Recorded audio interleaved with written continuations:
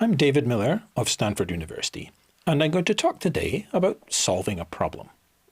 The problem is the amount of energy we dissipate and use in large information processing systems. This is not just a problem in getting rid of all that heat, but also we already use something of the order of 5 to 10% of all electricity in handling information. So we obviously can't continue to scale up by orders of magnitude unless we do something about the energy per bit. I'm arguing here that the scarce resource inside large machines is becoming energy. And that's mostly used for sending information, and I'll justify that.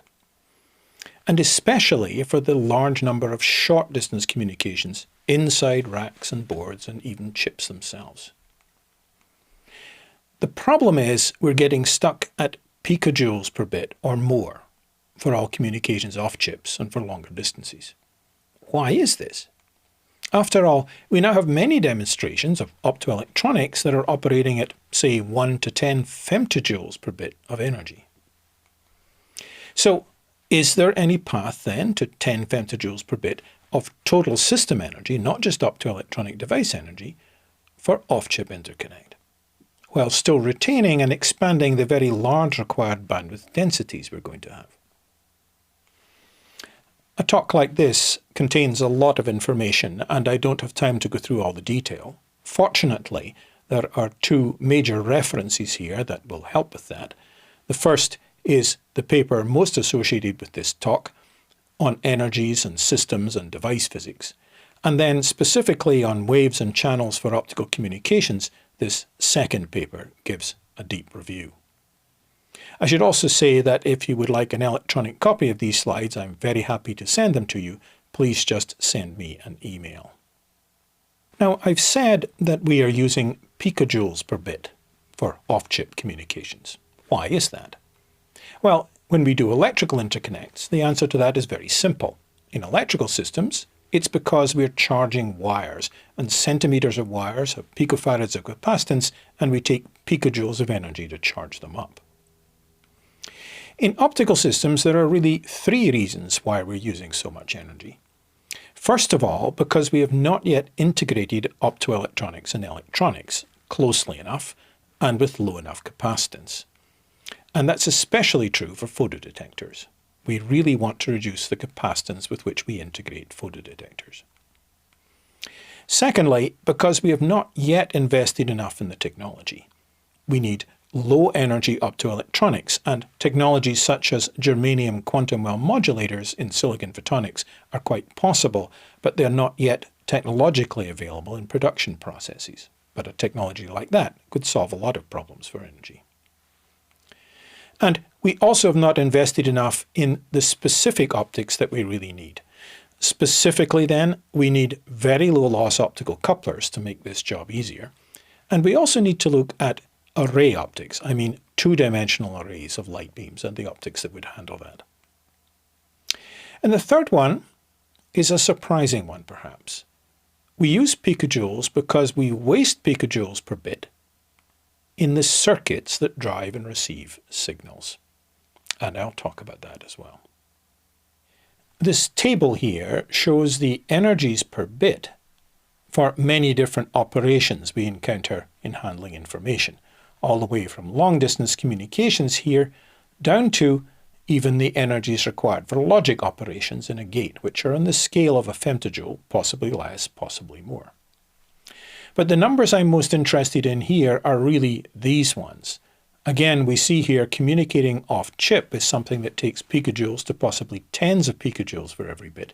And also note, data multiplexing and timing circuits take picojoules per bit.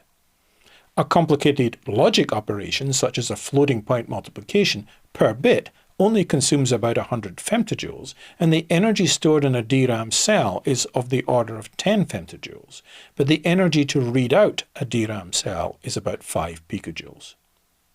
The dominant point here is that most energy is used for communications, not logic, and that's true even inside machines and all the way down to chips and below.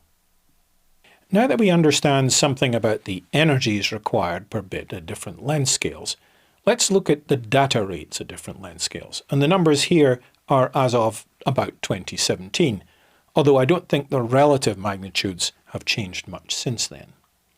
At that time, Cisco estimated that the total long-distance internet traffic was of the order of 280 terabits per second.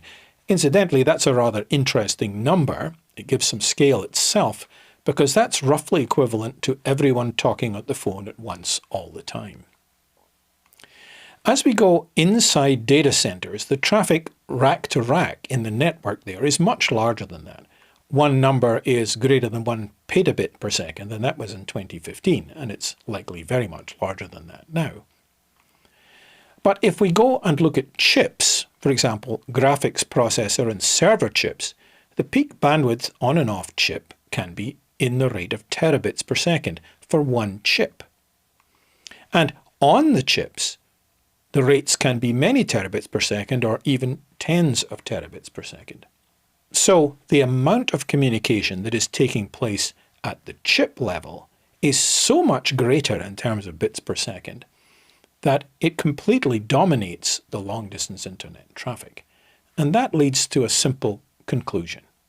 Though it does take more energy to send a bit over longer distances, there is massively more information sent at shorter distances, so much so that most energy dissipation is in shorter links and interconnects inside machines.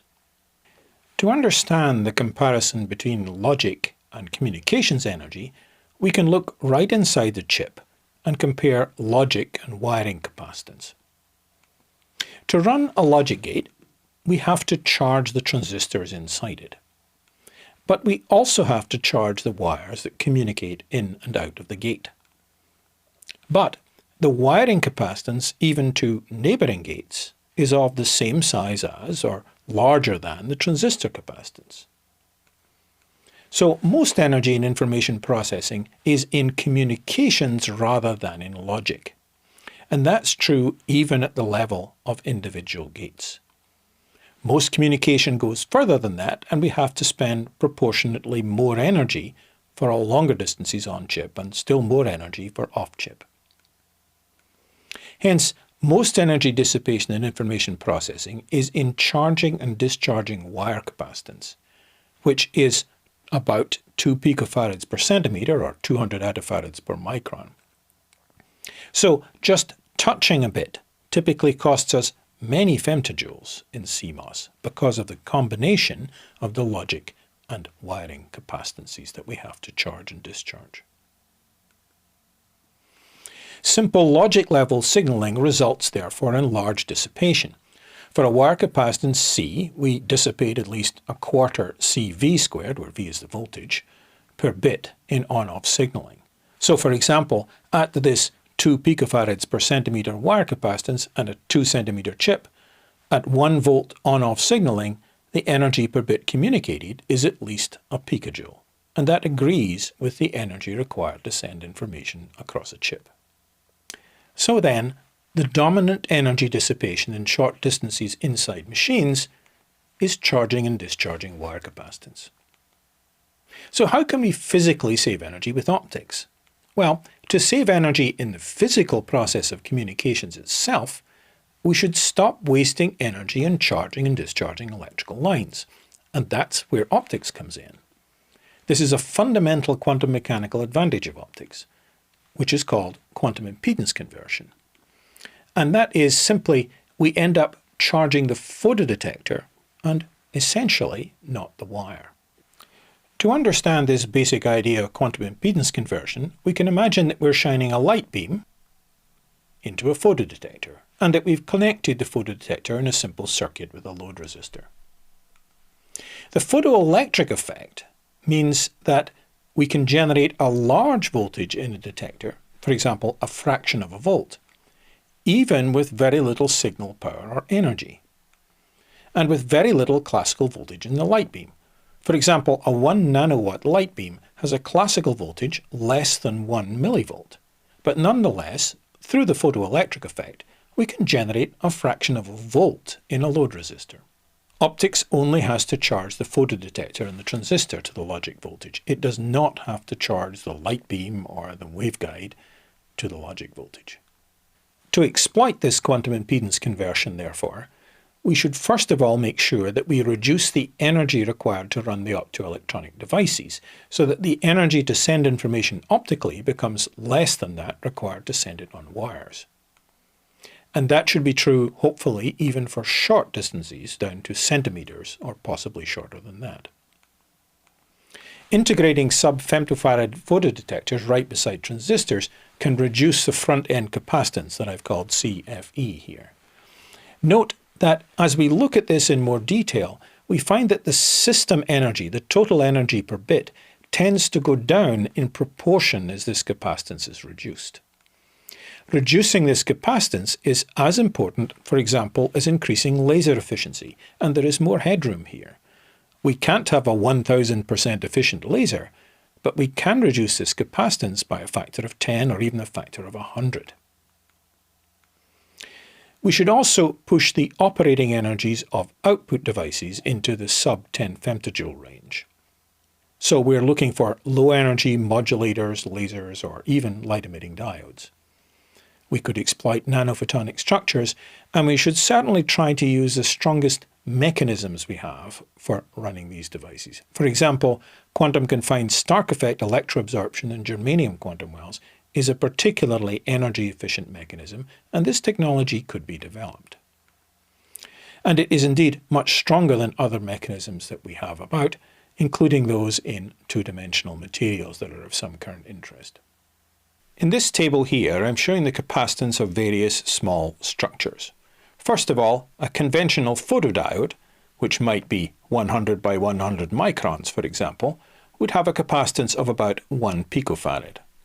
A small photodetector of, say, 5 by 5 microns might have a capacitance of a few femtofarads. A small cube of semiconductor, say a 1 micron cube, would have an intrinsic capacitance of the order of 100 attofarads. The input capacitance of a field effect transistor in CMOS is likely to be on the scale of tens to hundreds of attofarads, depending upon its size. And the capacitance of a micron of wire is about 200 attofarads or so. The key point of this is that if we want to get small energies, we need small capacitances, then we need small devices, which themselves have low device capacitance, and we need very close integration.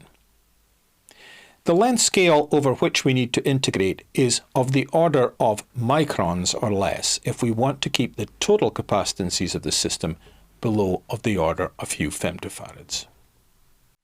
This figure shows an example of quantum-confined stark effect electroabsorption in germanium quantum wells.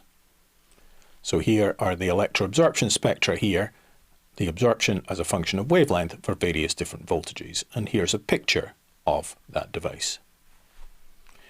This device is of the order of 10 microns long, it's built on silicon, and note it requires no resonator, so there's nothing else to tune here.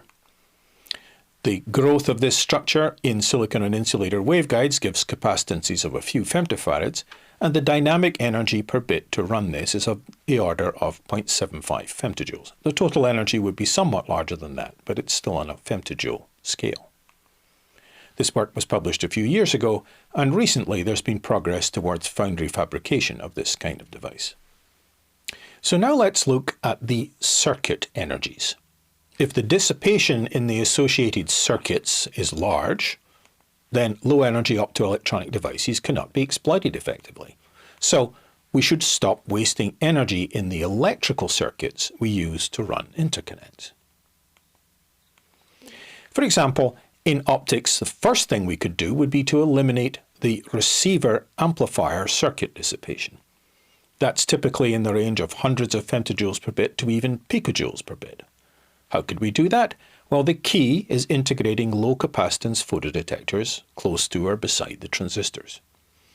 This may eliminate the need for voltage amplification altogether, and we could call that receiverless operation, or perhaps the optimum is about one simple low-energy gain stage for near receiverless operation. The energies for receiverless operation are quite interesting to look at.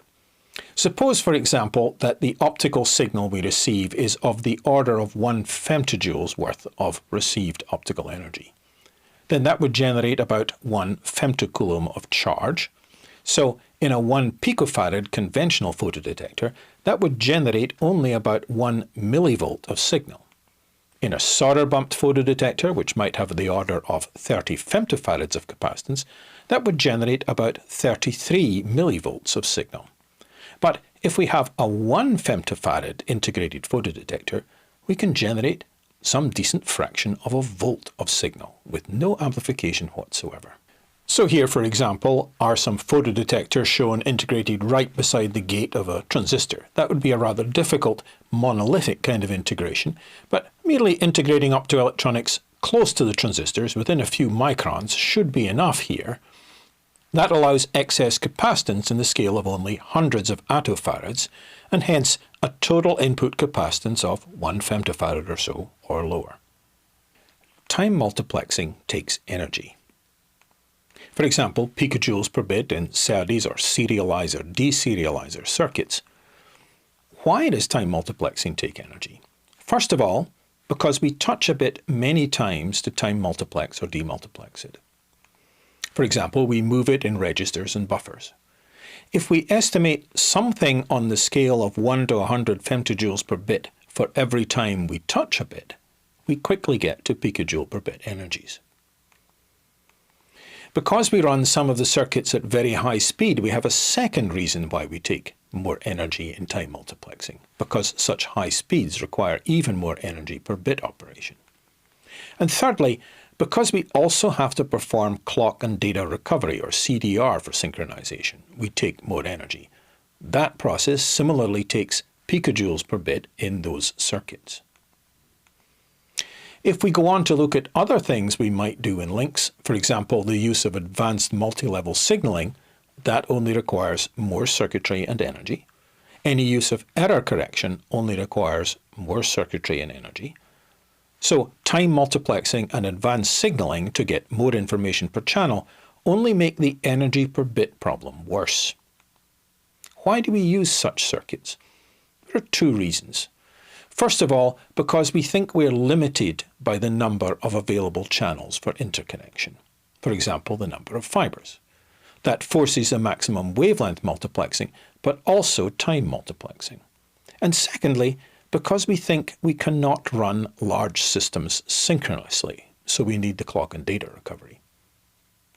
But neither of these beliefs are actually correct. Optics can help us avoid both of these apparent problems. It can allow predictable time delays.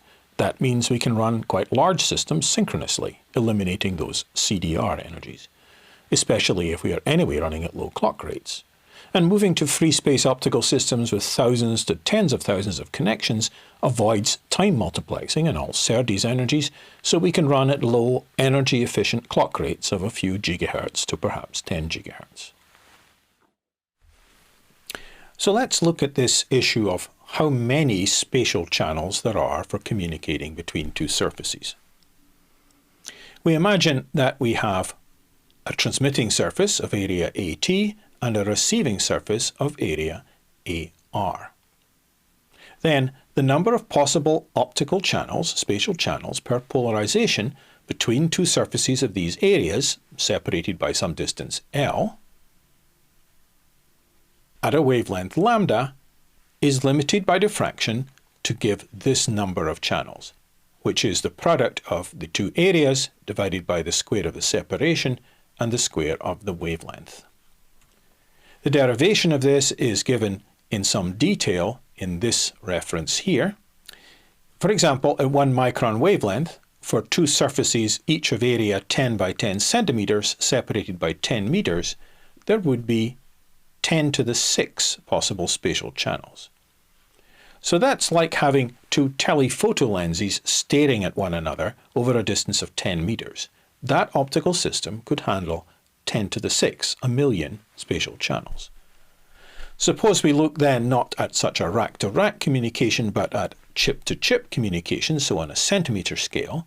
Then, for example, for two surfaces separated by a couple of centimeters and using 2 by 2 millimeter areas on those surfaces as the optical areas, then we would get 4 times 10 to the 4 possible channels. Now, you might think it's hard to work with tens of thousands of light beams, but in fact, most of this technology has been about for at least 30 years. For example, we can easily generate large arrays of light beams from one source. Diffractive optics has done this for a long time. And free space beam arrays, as I said, have the same time delay to picosecond levels over millions of pixels. And remember, we do work with millions of pixels quite routinely with free space optics, such as the camera in your cell phone. Aligning an entire array of light beams is not actually much more difficult than aligning one beam. So this one alignment gives you 10,000 beams aligned. All we have to do is add array orientation, the twist of the array, and some overall array dilation, that's the size of the array physically. If necessary, we could servo the alignment in free space arrays, which we can do even in physically demanding situations. For example, think of the servoing of the optics in a CD or DVD player. That's a spinning disk, and we manage to keep the beam aligned within less than a micron. To give some sense of how this would all be put together, I put together a strawman system. So this is sketched over here at various different levels, from photodetectors possibly beside transistors, up through the wiring layers of the integrated circuit, to an optical interposer layer, a silicon photonics layer, which you see in light blue in these various parts of this complicated diagram. So a key additional technology to make this work is indeed some integration, which should be at least hybrid, and a silicon photonics interposer layer would be particularly useful. We would put the optoelectronics mostly or totally in this layer and hybridize that directly on top of some silicon integrated circuit. With this, we'd be able to implement the ideas I'm talking about. And that silicon photonics interposer layer would work particularly well if we added some materials to it, for example, germanium for germanium quantum wells, or possibly 3.5s, because then we could easily get to the energies we're looking for in the optoelectronic devices without having to use high-Q resonators, for example. And as I've said, we would put detectors beside the transistors or in the photonics interposer layer on top. We would also want improved optical couplers in this system, so things like optical vias perhaps through the silicon wiring layer, but certainly waveguide arrays and, most importantly, efficient free space couplers. The goal here is to get to 10 femtojoules per bit of total system energy up to, say, 10 meters of distance. Note that this strawman system I put together here predicts that even with 19 decibels of total optical system loss, that's what I put into the calculation, 10 femtojoules per bit is still achievable. Note incidentally that 10 femtojoules per bit implies only 10 milliwatts of power dissipation for 1 terabit per second of interconnect bandwidth. So, what's the bad news? Well, the bad news is time-multiplexing is not the solution for low energy. We may need to change to synchronous systems. We may need to change the way we use optics, introducing highly parallel free space systems, for example. And we need to invest in new technologies. But the good news is, first of all, we don't need any new physics. The mechanisms we already have are more than good enough. We know what technology we need. We need to integrate low capacitance detectors close to transistors. We need to implement low energy output devices like modulators. We need to implement array optics, and we need to improve couplers. But we would want to implement much of this technology anyway. We have orders of magnitude possible improvement available to us. We really can eliminate the picojoule per bit circuit energies. Free space optics really does allow thousands or tens of thousands of channels. We really could change from 1 to 10 picojoules per bit to 10 to 100 femtojoules per bit. That's total energy for all interconnects from 1 centimeter to 10 meters. And finally, there's no competition. The only way of doing this is to use optics to increase the bandwidth and reduce the energy for off-chip interconnects. Thank you for your attention.